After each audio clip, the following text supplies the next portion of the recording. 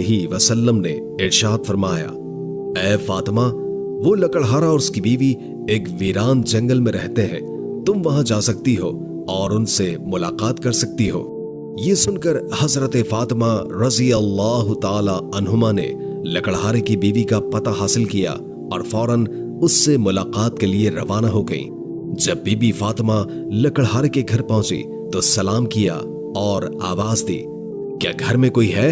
मैं फातिमा नबी करीम सल्लल्लाहु अलैहि वसल्लम की बेटी हूँ, क्या मैं अंदर आ सकती हूँ? घर के अंदर से एक आवाज आई, मैं बहुत खुश नसीब हूँ कि नबी करीम सल्लल्लाहु अलैहि वसल्लम की बेटी मेरे घर आई है। बराहे करम मुझे बताएं कि आप मेरे घर क्यों तशरीफ लाई हैं? तब हजरत फातिमा सलामुल्लाह अलैहा ने फरमाया, मैं आपसे मिलना चाहती हूँ, अल्लाह के वास्ते मुझे अंदर आने दें। लकड़हारे की बीवी ने कहा, ऐ अल्लाह के रसूल की बेटी, आप जन्नत की सरदार हैं, मेरा आपसे मिलने का बहुत इश्तियाक है, लेकिन मैं आपको घर के अंदर आने की इजाजत नहीं दे सकती क्योंकि ये मेरे शौहर का घर है।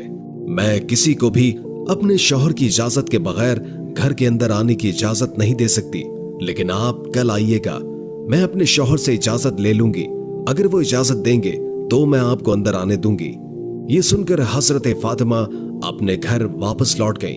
अगले दिन जब वो लकड़हारे की बीवी से मिलने के लिए रवाना हुई तो हजरत हसन ने मां को पकड़कर गले लगा लिया और कहा, अम्मी जान, आप कल कहां चली गई थी?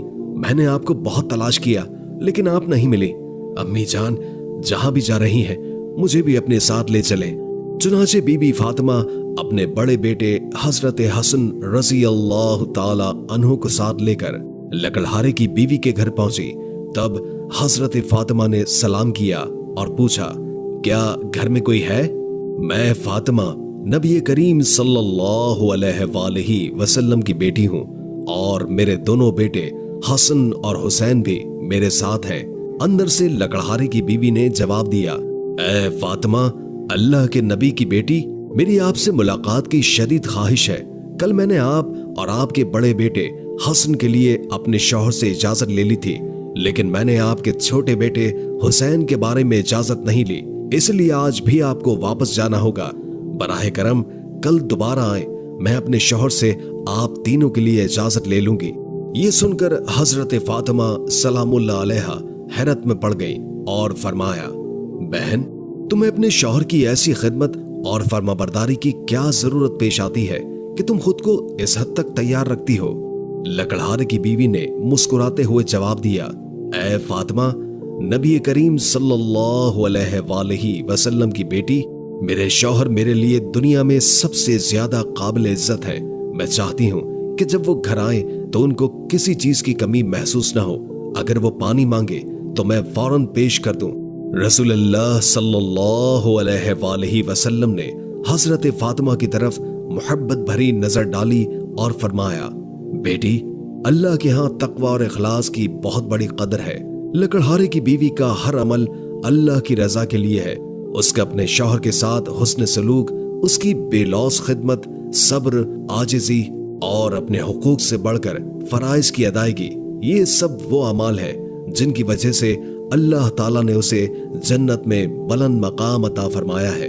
ये सुनकर बीबी फातिमा ने आजिजी के साथ अर्ज किया, अब्बा जान, मैं हमेशा कोशिश करती हूँ कि अल्लाह की रजा के मुताबिक जिंदगी गुजारूं, लेकिन आपके फरमान से मैंने एक नई बात सीखी कि अल्लाह के करीब होने के लिए हुकूकुल इबाद का भी उतना ही बड़ा दर्जा है जितना कि हुकूक अल्लाह का। रसूलुल्लाह सल्लल्लाहु अलैहि वसल्लम मुस्कुरा दिए और फरमाया, बेटी, यही असल कामयाबी है कि बंदा अपने रब के साथ साथ उसके बंदों के भी हुकूक अदा करे, उनके साथ हुस्न सलूक करे और हर हाल में सब्र और शुक्र को अपनाए। यही वो सिफात है जो किसी को जन्नत के आला दर्जे तक पहुंचा देती है।